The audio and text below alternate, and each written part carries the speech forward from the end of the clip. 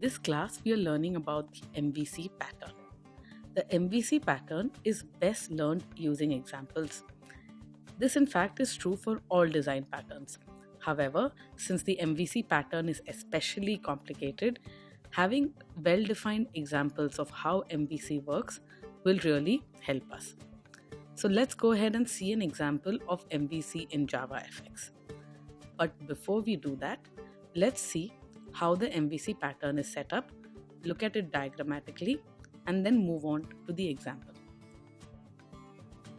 The model view controller design pattern consists of three logical elements. First is the model, the second is the view, and the third, which brings these two together, is the controller. Since it's normally user interfaces that are built using the MVC paradigm, the user is really important. The model stores the underlying data behind the user interface. The view has the visual representation of the data. How the data is actually rendered is determined by the view. The controller interacts with the user and then modifies the model and the view based on user input. The controller is the brains which controls or brings together the model and the view and keeps them in sync. The user sees or hears the view and clicks or types on the controller. All user interactions happen with the controller portion of the code. This is how updates flow. The controller receives some input from the user and might update the view or the model. It's also possible that the model is changed by an external agency, in which case the updates flow directly from the model to the view by the model actually firing events. This is the model view controller represented diagrammatically. Let's look at an MVC example in the real world. We'll be looking at JavaFX Media Support. JavaFX is a framework which is provided by Java, which allows you to build user interfaces really quickly. Amongst those user interfaces, you can build a media player, basically allowing you to view media within a UI. This is done by using the JavaFX Media Support. Let's see how this implements the MVC design pattern. JavaFX Media Support makes it possible to represent data where the model is a media file. The data underlying this MVC is a media file which can be either a video or an audio clip. That is the model in our MVC.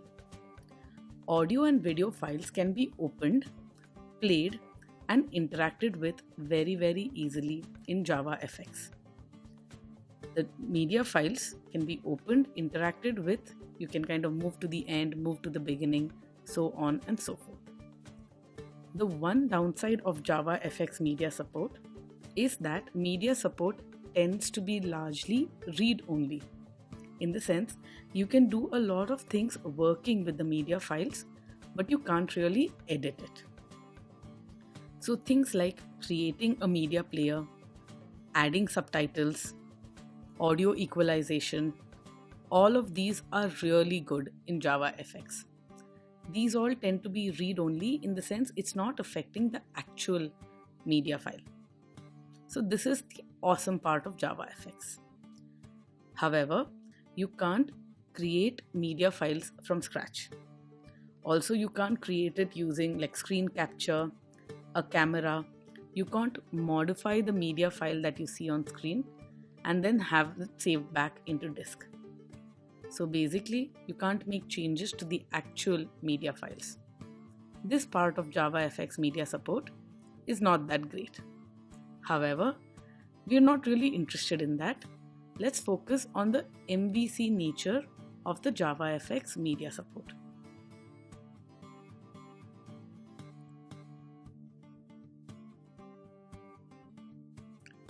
The primary classes which are involved in JavaFX Media Support are these three. Let's focus on them and let's see how they map to the MVC paradigm. Media, Media Player, and the Media View.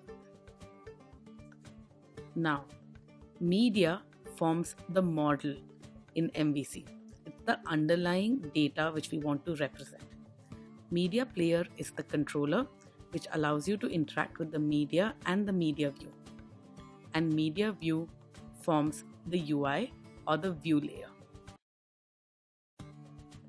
So what comprises the media? Media encapsulates an audio or video file which you want to play. This particular file has duration, tracks, and other metadata that may be associated with audio and video. Media objects can be opened from a variety of formats in JavaFX. Most importantly, the MP3 format for the audio and MP4 format for video is also supported. This forms the media or the model. Let's now talk about the media player. The media player allows the user to do all of the things that you'd like to do with media. Play, pause, stop, seek to a certain position in the video or the audio, change volume, add subtitles, equalize tracks.